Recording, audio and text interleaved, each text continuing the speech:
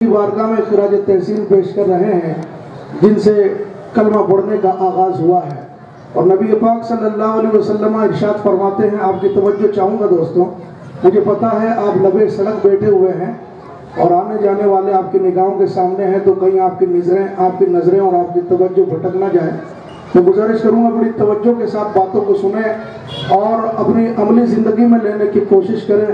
लिहाजा समात फरमाएं, हुजूर पाक सल्लल्लाहु अलैहि वसल्लम इरशाद फरमाते हैं कि अबू बकर सुनो, इब्तदाए आफरीन से लेकर के आज तक जितने नबियों, रसूलों और उनकी उम्मतियों ने कलमा पढ़ा है, अल्लाह उसका सवाब मुझे अता फरमाएगा।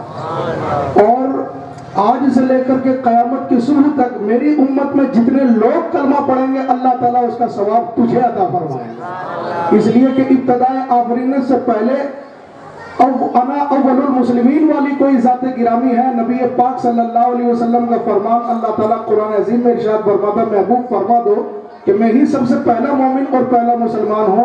तो सबसे पहले नबियों से पहले सरकार नूह, सरकार आदम से पहले जिसने कलमा पढ़ा रब की ज़ात का, वो मेरे आकाए कौनैन सल्लल्लाहु अलैहि वसल्लम है। तो जिससे अच्छाई की इब्तदा होती है तो अच्छाई का सवाब उसे मिला करता है। तो फरमाया कि सबसे पहले इब्तदाए आफरीन से पहले मेरी पैदाइश तक जितनों ने कलमा पढ़ा, अल्लाह उसका सवाब मुझे अता फरमाएगा। और मेरे बाद क़यामत की सुबह तक जितने लोग कलमा पढ़ेंगे, अबू बकर, अल्लाह उसका सवाब तुझे अता फरमाएगा। ये जनाब सिद्दीक़ अकबर रज़ी अल्लाह ताला अन्हु की ज़ात गिरामी है।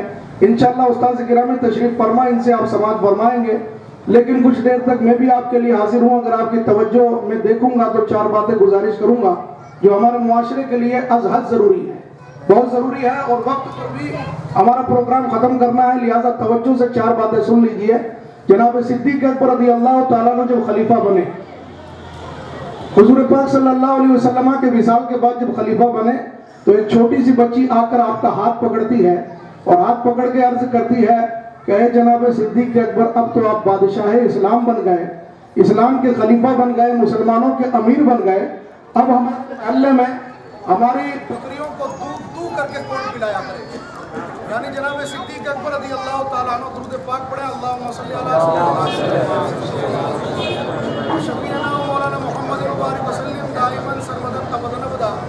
जनाब सिद्दीक़ अकबर रज़ी अल्लाह ताला अन्हु का ये उसूल था कि आप गरीबों के इलाकों में जाया करते और अपने हाथ से उनके मवेशियों का दूध करके उन गरीबों को पिलाया करते थे। चुनांचे आज अर्ज करती वो बच्ची कि आप बादशाह इस्लाम बन गए, खलीफा इस्लाम बन गए, अब हमारे इलाके में कौन आएगा बकरियों को दूने के लिए, हमें दूध पिलाने के लिए?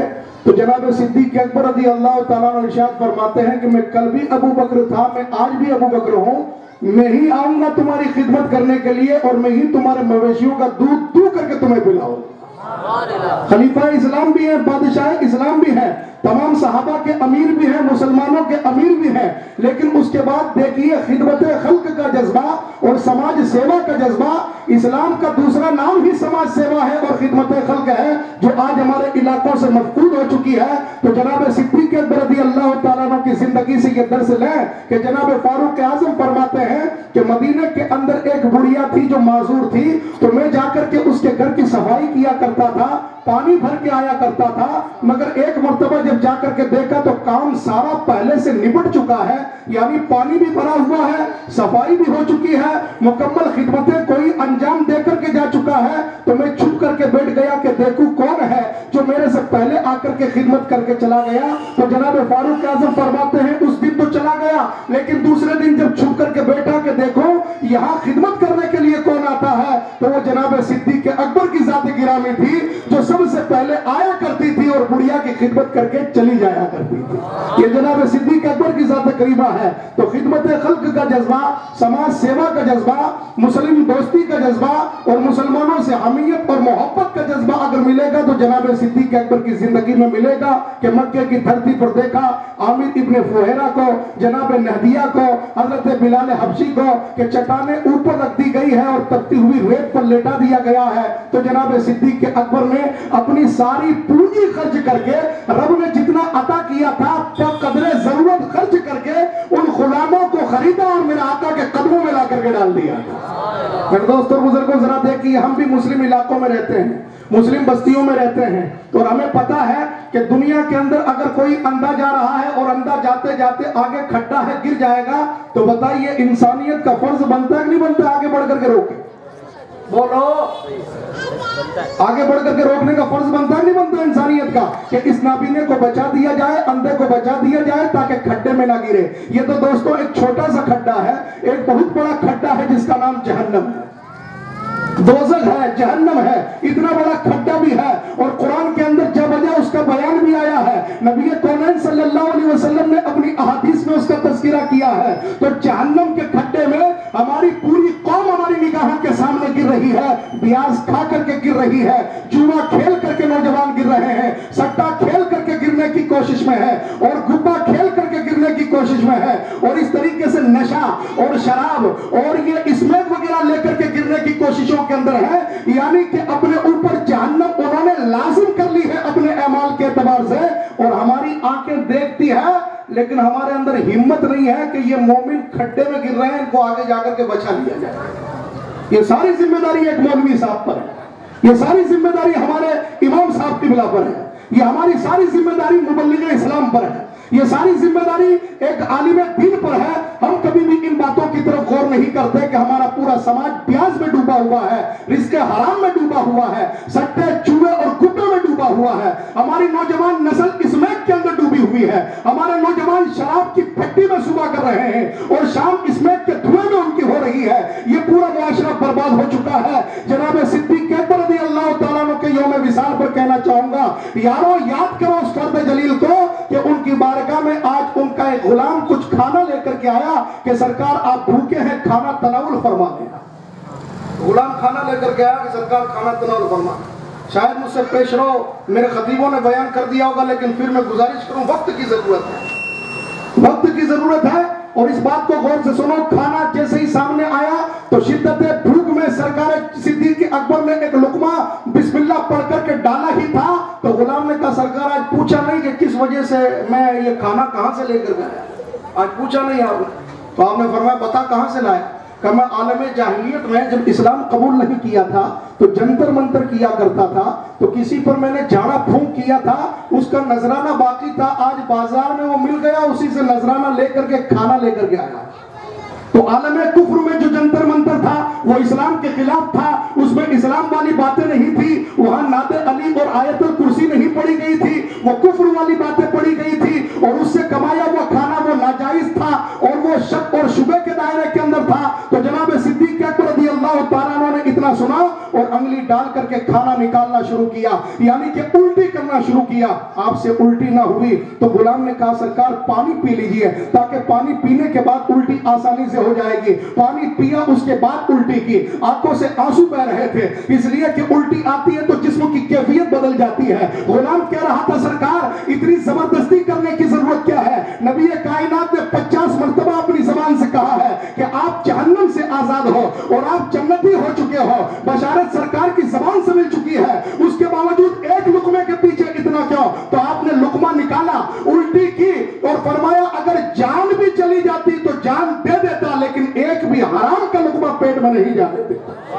شک و شبہ کا لقمہ تھا، نہ جانے جنتر منتر میں کفریہ عبارتیں ہوگی یا نہیں ہوگی، شک اور شبہ کا وہ لقمہ تھا، لیکن پیٹ میں داخل نہیں ہونے دیا اور نکال کر کے پھینک دیا اس کو باہر، اور فرمایا کہ حضور پاک نے فرمایا کہ اس پیٹ میں حرام کا ایک لقمہ بھی پڑ جائے، ایک لقمہ بھی حرام کا جس کے پیٹ میں پڑ جاتا ہے وہ جہنم کا مستحق ہے، وہ جسم جہنم میں جلنے کے زیادہ لائق ہے۔ آج ہمارے علاقے میں جا کر کے دیکھیں، بڑے بڑے سیٹھیے ملیں گے، مالدار ملیں گے، کام کاج کچھ نہیں، 11 بجے اٹھ کر کے پان کی دکان پر ایک سگریٹ بھوکی، بمبا موٹر جا کر کے بیٹھے دوسری سگریٹ بھوکی، اور پھر چوکا بائی پاس پر بیٹھے 4 بجے تک، اور شام کو ایسے خوش ہو کر کے آتے ہیں کہ لگا پورے دن مزدوری کر گیا۔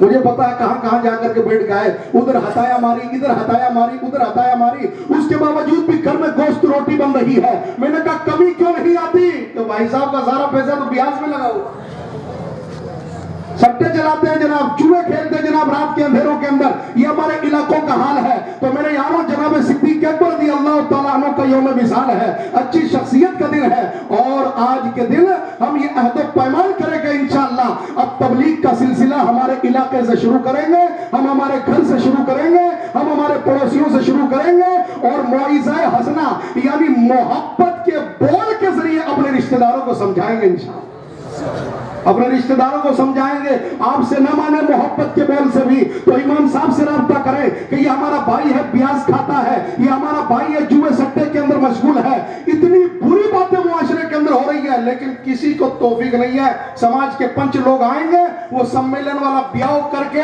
یہ سمجھیں گے ہم نے سارا حق ادا کر دیا، وہ سمیلن والا بیاہ کر دیں گے، سمجھیں گے ہم نے سارا حق ادا کر دیا ہے۔ ارے بیاہ کے پردے کے پیچھے بھی نہ جانے کتنے گھر برباد ہو رہے ہیں اور کتنے گھروں میں آگ لگی ہوئی ہے۔ شراب کی وجہ سے ہمارے گھر ویران ہو چکے ہیں، اور اس چوہے اور سٹے کی وجہ سے ہمارے گھروں کے اندر ویرانیاں برس رہی ہے۔ کہ ہم نے کبھی اس پر غور کیا ہے؟ سماج والے بیٹھ کر کے قانون بناتے ہیں، کوئی کسی کی بیٹی کو نہیں چھوڑ سکتا، یہ نہیں کر سکتا، وہ نہیں کر سکتا، تو یہ سماج والے یہ کیوں نہیں قانون بنا دیتے کہ ہمارے سماج میں اب شراب کوئی نہیں پیے گا، اس میں کوئی نہیں پیے گا، پیاز کا دھندا کوئی نہیں کرے گا، جوا سٹا کوئی نہیں کھیلے گا؟ یہ قانون کیوں نہیں بناتے؟ ارے اسی قانون کے لیے تو ہم نے اسلام کا کلمہ پڑھا ہے، جس کے لیے قرآن فرماتا ہے لَقَدْ كَانَ لَكُمْ فِي رَسُولِ اللَّهِ أُسْوَةٌ حَسَنَةٌ، کہ تمہارے لیے بہترین زندگی کا نمونہ اگر کوئی ہے تو حضور پاک صلی اللہ علیہ وسلم کی سنتوں والی زندگی ہے۔ ہمیں کرنی ہے شہنشاہ بطحا کی رضا جوئی، وہ اپنے ہو گئے تو رحمت پروردگار اپنی، طریقہ مصطفیٰ کو چھوڑنا ہے وجہ بربادی، کسی سے قوم دنیا میں ہوئی بے اقتدار اپنی۔ میرے دوستوں اور بزرگوں، میرے استاذ گرامی تشریف فرما ہے، وقت بھی بہت ہو چکا ہے اور آپ کی نگاہیں منتظر ہیں انہیں کے جلوے دیکھنے کے لیے، اور آپ کے کان بھی مشتاق ہیں انہیں کی باتوں کو سننے کے لیے، لہٰذا حضرت کی بارگاہ میں گزارش کروں گا مائکروفون پر تشریف لائیں اور آپ سبھی حضرات پرتپاک انداز میں اور روایت